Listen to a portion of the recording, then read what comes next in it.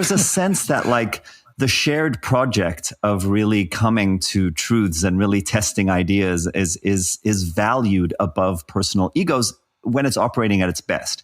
And I think that that's happening a lot of the time. That's also the difference between debating ideas, which I don't think social media is really geared toward because of how personal everyone takes everything on social media. If you're attacking ideas now, a lot of people treat it as if you're attacking their person.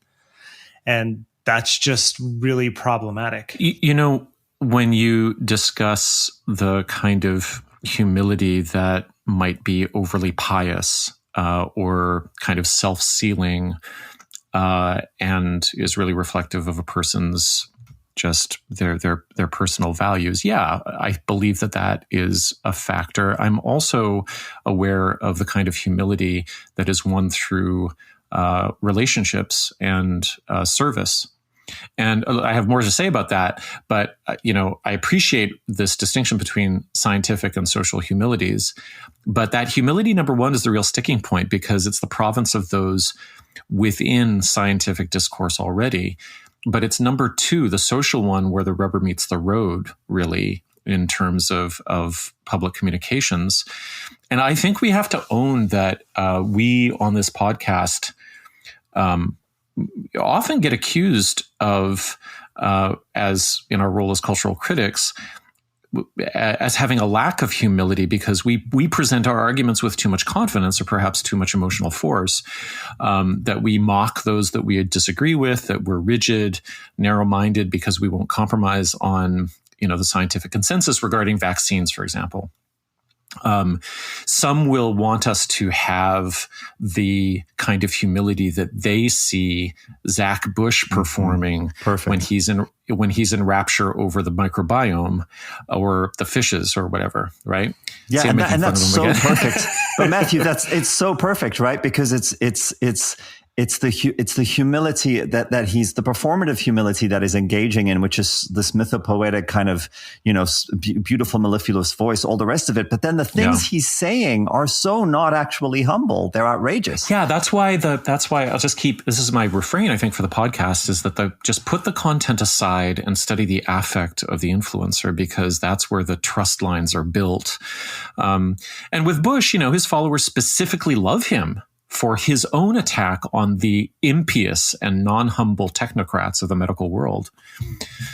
So, it's like, I feel like if humility is an affect of scientific integrity, I don't think we can ignore this much older and more common meaning of humility that belongs to the religious sphere, which we see Bush invoke, because when people don't find us sufficiently spiritual, they will say that we lack humility. But what I think sometimes they are saying is, how dare you be so certain and so articulate or whatever, verbose, when I feel so confused by this mystery of life. Well, you would say that. Right. Anyway, okay, so here's my disclosure in humility zone for this episode. I think I often perform my own confidence in the subject matter that we present with a little less than what I would describe as good faith. Because if I'm completely honest about the positions I hold, I don't hold them primarily based on evidence and rationality and being willing to change directions and all of these great values that McIntyre is proposing. Like, those things all play a role for me, but I think actually a much bigger but more hidden role is played by my networks of social trust. Like, who do I actually believe and want to be associated with? Well, if you're not basing it on evidence, how are you a co-host here? Right. That's why we hired you. Because yes, but the pay rate was. So anyway, but that's a great question. Like, why am I co-host? I think it's not. This is such a great question. I think I'm a co-host because we knew each other. Now, how did we know each other? It goes back a decade. We intersect in various social circles.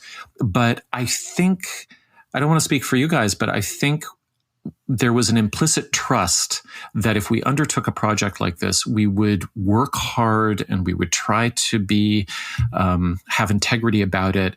But like, we didn't make any agreements. We didn't check any boxes about like, how do we actually prove something, or what are our standards of evidence, or what levels of rationality are we using to come to our positions? I mean, we don't have to, because we're not presenting like, branded positions. We're discussing things. So, but that's a great question, Derek. Like, how did we wind up here? We share social spaces and class and, education and a whole bunch of things that don't really have much to do with, am I a really good evidentiary practitioner of analysis or whatever? Well, and really quickly, I would just say my answer to that question is that we all meet enough of a high bar for one another that we feel like it's a worthwhile project, but that we're not a monolith, that actually we are going to come at things from quite different angles and often, disagree on some of the details, if not on some central tenets. Yeah. I love that you both took my sarcasm seriously, but it turned out that worked, because I feel exactly the same way that you do. Growing up, my mother called me a bull in a china shop, and my wife always calls me a bear. It is my last name, and it actually does come from the animal. But the funny thing about that is I just kind of trudge through life, not always thinking, but going off of my emotions sometimes as well.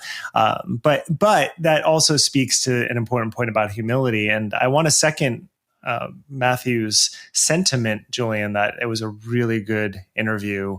In fact, listeners might notice that we don't usually lead with interviews. And after both of us heard the interview, we were like, let's lead with it this week because it's such an important discussion. And then we can talk after instead of pre-analyzing what Lee lays out so clearly, which was really nice.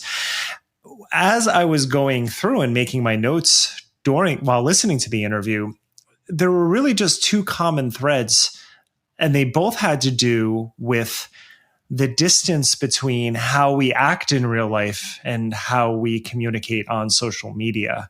So specifically, I'll start with one of them now, and then later I'll get to the other one. But about humility, I published my bonus episode on Monday, and then I have an article on Ethos today about introversion.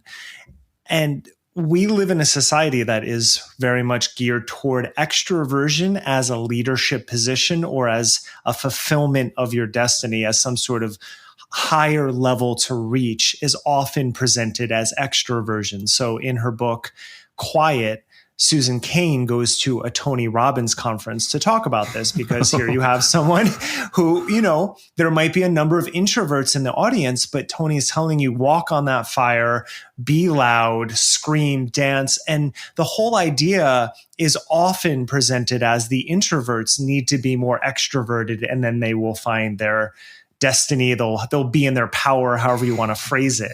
And how that relates, I've always thought, with social media and why it's not designed for humility.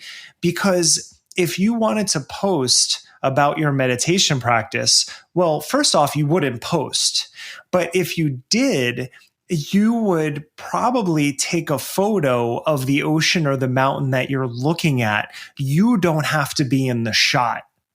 So whenever I see someone posting a photo of themselves in meditation, that to me completely lacks humility. I would want to see what you're looking at, and I don't want to see you. And the whole idea that we can have a conversation around humility on a vehicle, a mechanism technologically that is designed for extroversion, designed for just showing yourself off. I mean, look at Facebook's announcement today, Meta. The company that's supposed to bring people together is doubling down on the focus of the individual. And so it really gets hard to have conversations around humility on social media when the actual communication system is not designed to facilitate such conversations.